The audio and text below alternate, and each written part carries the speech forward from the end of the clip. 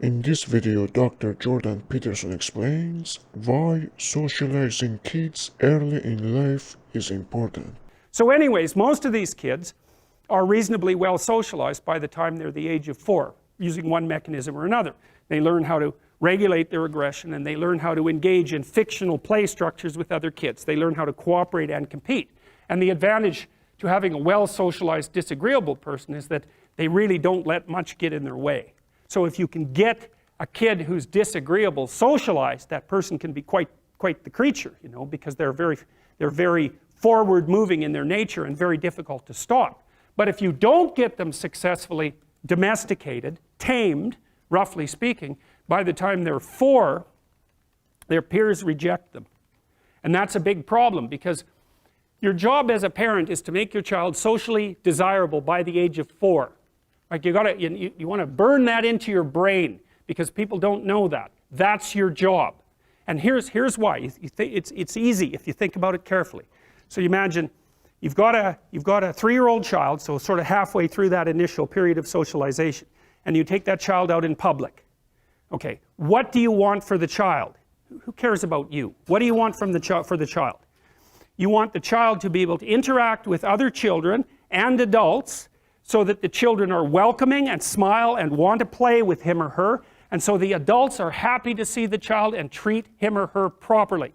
And if your child's a horrible little monster because you're afraid of disciplining them, or you don't know how to do that properly, then what they're going to do is they're going to experience nothing but rejection from other children and false smiles from other parents and adults. And so then you're throwing the child out there into a world where every single face that they see is either hostile or lying.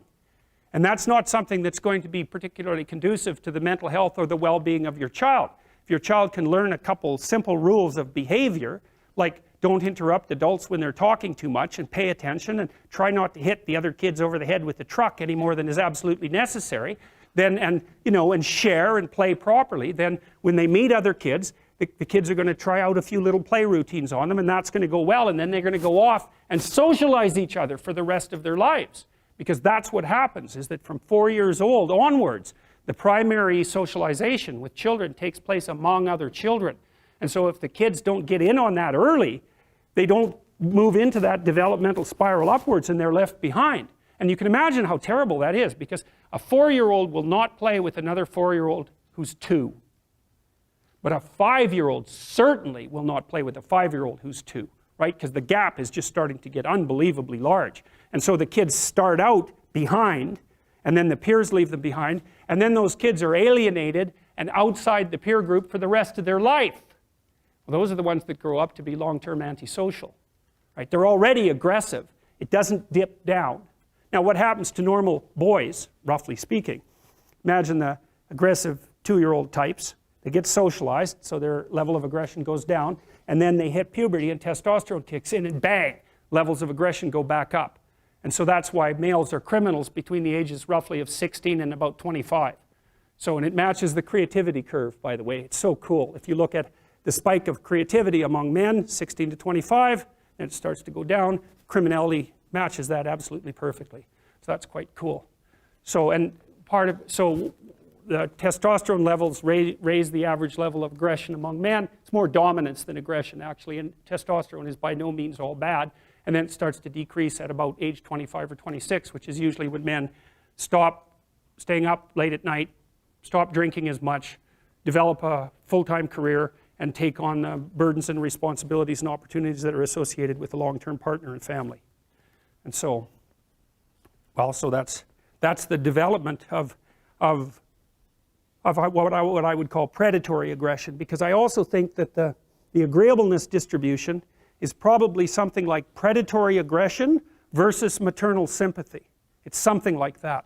So if you look at other mammals that are predators, because we're predators as well as prey animals, if you look at other animals like bears, the male bear has absolutely nothing to do with the raising of the infants. In fact, the female bears will keep the male the hell away, because he's likely to kill the infants and maybe even to eat them. So there's no maternality at all in solitary male mammalian predators. Now, it depends on how social they are, but roughly speaking, that's the situation. Whereas with human beings, males are quite maternal. So, but anyways, I think the extreme of agreeableness on the low end, so disagreeableness, is predation. And the extreme on the upper end is maternal caring. And so, and those two things compete, right? Obviously, it's very difficult to be both of those at the same time. And so men, of course, in the wild, so to speak, are very, very few women hunt in modern societies or in archaic societies. And you can also understand why that is, because hunting actually requires hurting something, killing it. And it's usually something that's not very impressed about being hurt or killed, and that will emit a lot of distress while it's happening.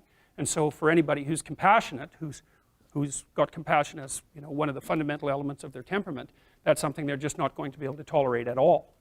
So there's, you know, in the evolutionary landscape, because that's really what we're talking about, there's tension behind the development of different modes of being in the world. And if you're good at one thing, that sometimes means that you can't be good at the other thing at the same time. Thanks for watching.